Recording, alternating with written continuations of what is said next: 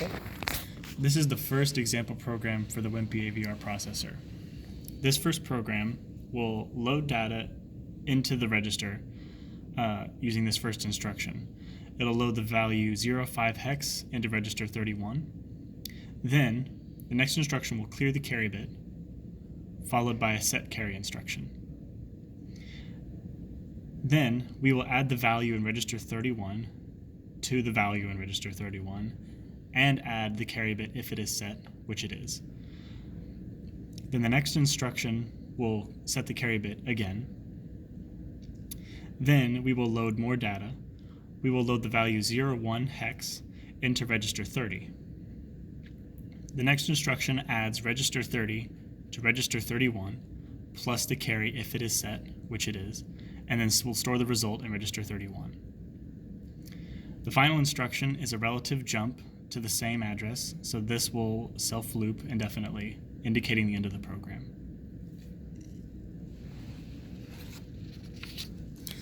Now we will look at the execution of the program.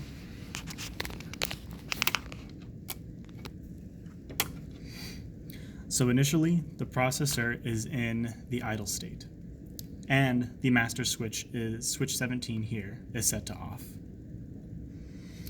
In order to start the processor, the master switch must first be set. A set master switch is indicated by this green LED here.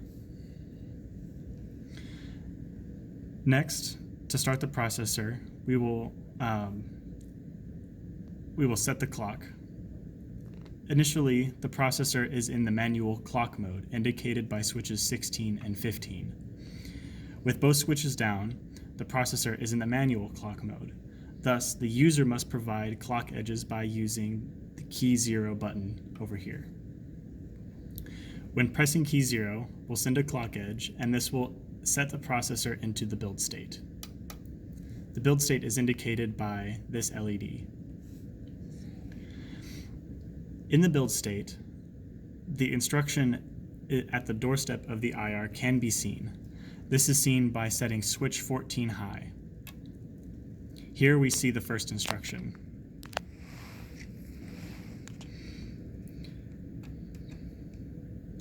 Next, the next clock edge will put the processor into the fetch execute state. This is indicated by two LEDs over here. We can also see that the program counter has incremented and that the IR is now loaded with the first instruction. And we can also see that before the IR, the next instruction is ready to be loaded.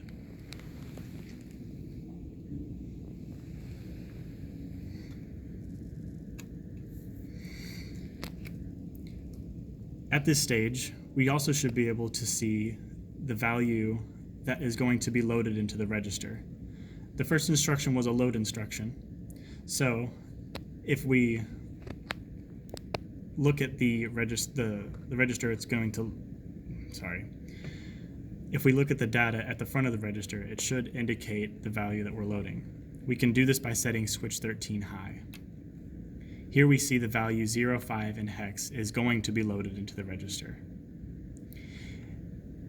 We can also look at the value at registers already in the register file.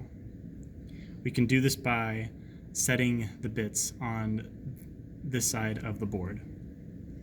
Currently, we're looking at register 0, but since our instruction is going to look at register 31, we want to set these to 31 in binary. Currently, the value in register 31 is 0. Hitting the clock edge will execute this instruction and move the data from the front of the register into its correct location in the register file. We can see that the move happened here and that the next instruction has been loaded. This instruction is a clear carry instruction, and since our carry is already cleared, this instruction shouldn't change anything in the processor. Explain this.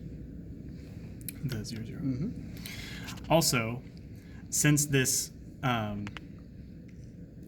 instruction has data in the location of the in location of the address bits for the destination register, it is technically going to load data, but when using this instruction, the data that it reads and loads will be addressed at the same register, thus it will self-loop. In this example, the data that it is loading is going to be at a particular register, but currently the value is 0. It will throw that value 0 into the same register. Next, we will execute this instruction, to which it will clear the carry, which is already cleared, so nothing will happen. Of course, except for the next instruction will be loaded. This next instruction is the set carry. And just like before, it is self-looping this 0 value into its correct register. Executing this instruction will set the carry bit at LED R1. And also we can see that our state is always in the fetch execute state, right? So and that's why it achieves that execution of each instruction in every clock cycle. Yeah. All right. So let's go ahead and hit the clock edge. Here we can see the carry was set. Now the next instruction has been loaded in. This is our add instruction.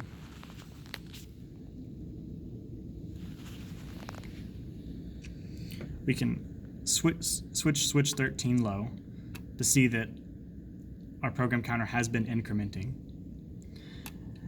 Putting switch 13 high also shows us the result of the add instruction.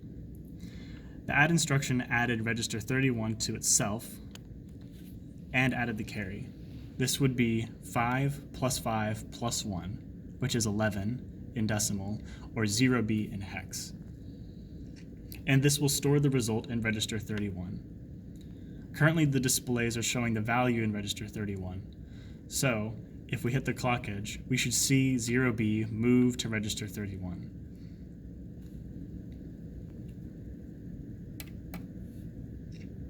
And it did. The next instruction is again a set carry instruction. So this should set the carry again. And then now we are actually at another load instruction. This will load the value 1 into register 30. Let's take a look at the value in register 30 currently. Currently the value is 0. So at the execution of this instruction, which is given by the clock edge, we should see the value 0, 1 move into register 30. There it is.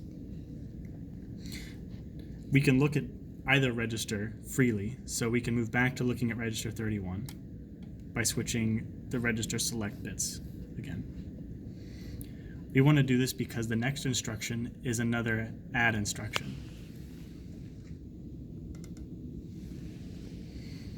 This will add the value in 30, which is 1, to the value in register 31, which is 0B, and it will also add the carry. So this will be 1 plus B plus the carry, which is 0D, or 13. Executing this instruction should store the value in register 31, which was indicated by the instruction. And there it is. Now we also see that at this stage, we have loaded the next instruction in.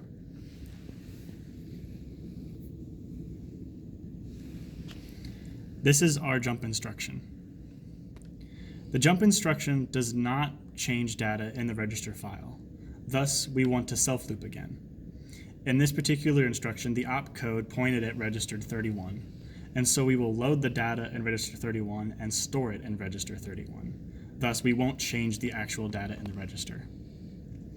Aside from this, the program counter will be changed by the instruction, so we will have to look at the program counter by switching switch 13 low. At this stage, the program counter is at value 8. Based on the instruction, it should jump to value 7 in the next clock cycle.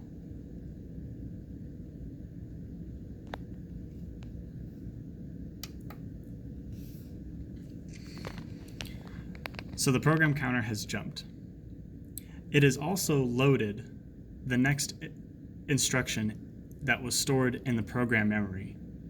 Since we jumped, and since that was the end of our program, the next data in the program memory was unused or garbage. Thus, we have to enter a branch penalty in order to load the correct instruction for the IR. We will then throw this instruction away. This branch penalty is indicated by a rebuild state over here on these LEDs.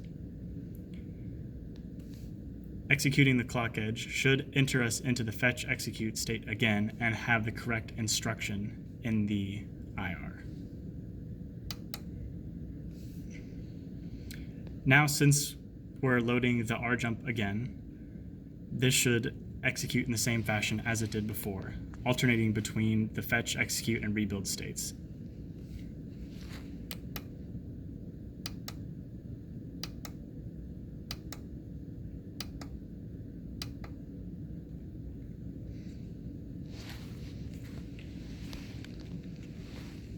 Okay, so now we're going to reset and use the clock feature and let it run once more. All right. So to reset, we have to first switch the master switch off. We can see that by the LED here. And then to reset, we press this key here. With the master switch high, this key doesn't do anything. Only when the master switch is low does it reset, and it resets all registers in the processor. So we're now at fresh start. We're going to enter it into the manual clock mode. To do this, we'll switch 15 high. So now our clock state is, or our clock select is now 0, 1. This is our 1 Hertz clock. Once we switch the master switch on, the program will begin on its own and complete automatically. During this, we will look at the value in register 31 to see it change. We should see the result go from 5 to B to D.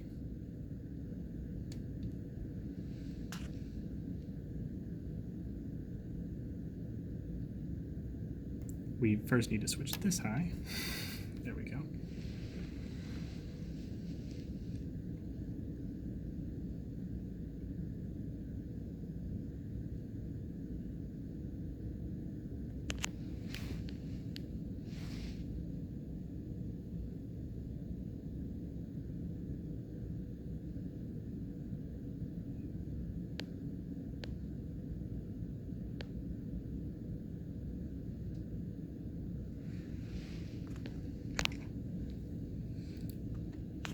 Now we show will the program counter.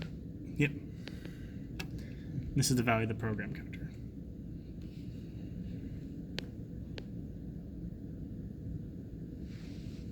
All right. Now we will reset again, and this time we will look at the 5 Hertz clock. So to reset, we set the master switch low and hit key 1. The 5 Hertz clock is selected by doing 0, 1, or 1, 0 on switches 16 and 15.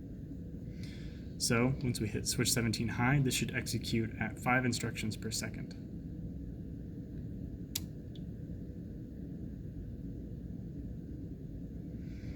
And if we look at the result in register 31, it should be D still. And there it is. We're going to reset again, and Okay,